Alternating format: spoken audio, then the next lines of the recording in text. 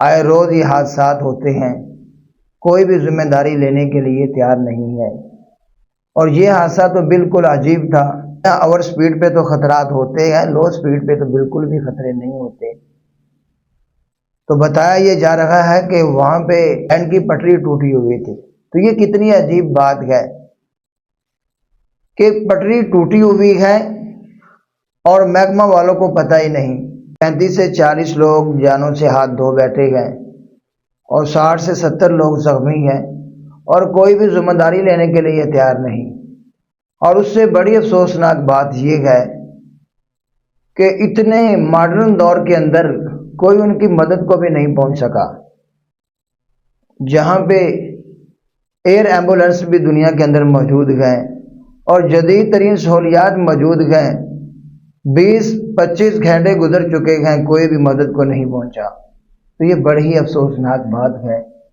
اس سے یہ معلوم ہوتا ہے کہ انتظامی کمزوریاں ہیں، انتظامات جو ہیں وہ بالکل فیل ہو چکے ہیں، کوئی بھی اپنی ذمہ داری ادا کرنے کے لیے تیار نہیں ہے۔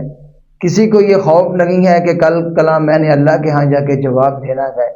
حالانکہ حدیث کے اندر تو آتا ہے کہ نبی مکرم صلی اللہ علیہ وسلم نے فرمایا کلکم راعٍ وکلکم مسئول عن رعیتہ، کہ تم میں سے ہر انسان ذمہ دار ہے اور اس سے اس کی ذمہ داری کے بارے میں کل قیامت والا دن حساب لیا جائے گا، پوچھا جائے گا اس سے۔ تو کیا ان ذمہ داران سے نہیں پوچھا جائے گا؟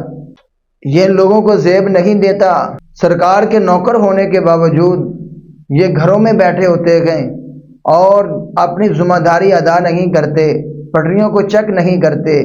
لیکن اتنے ترقی یافتہ دور کے اندر بھی ابھی ہماری یہاں پٹریاں ٹوٹی ہوئی ہیں، ابھی ہماری لائنیں سیدھی نہیں ہیں، آئے روز حادثات ہوتے ہیں۔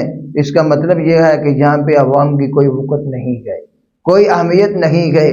جس طرح مرضی مرتے رہیں، جس طرح مرضی حادثات ہوتے رہیں، کسی کو کوئی پرواہ نہیں۔ تو یہ بڑی افسوسناک بات ہے۔ اور اس حادثے کے اندر جو بھی مجرم ہے اس کا پتہ کروا کے اسے کیفر کردار تک پہنچانا چاہیے۔ یہ 30 کی 30 جان سے ہاتھ دھو بیٹھی ہیں، یہ اس کے کھاتے میں ڈالنی چاہیے۔ اس انسان کو ایسی سزا دینی چاہیے کہ دوبارہ کوئی سستی نہ کرے۔ تو ہمارے نظام کو بہتر ہونا چاہیے، ہمیں بھی دنیا کے ساتھ چلنا چاہیے۔ دنیا کے اندر تو اتنی جدید ٹرینیں آ چکی ہیں کہ آپ سوچ بھی نہیں سکتے، اور ہمارا وہی پرانا نظام، پرانا سسٹم، پرانی پٹریاں۔ تو یہ بڑے ہی افسوس کی بات ہے۔ تو اللہ سے دعا ہے کہ الہ العالمین ہمیں ایسے خطرناک حادثات سے محفوظ فرمائے۔